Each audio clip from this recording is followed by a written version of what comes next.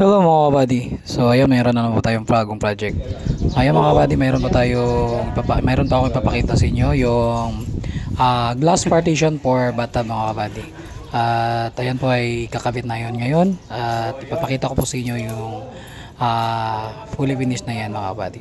So ayan, yung isang ganun clear glass with frosted. So mga kabady, binali natin ang tin buds. At ayan, mamamaya na makikita ko po yung glass partition natin. So mga kabady, yan po yung ating yung glass natin.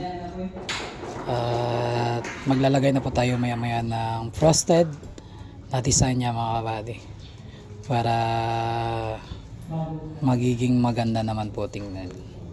So mga kabady, kung gusto nyo po makita yung aking video, pakipollow nyo lang po yung aking Facebook page or Facebook, paki-like na lang din. At ipopost natin po ito sa YouTube. So mga kabady, bali, thank you na po sa panonood nyo. Salamat.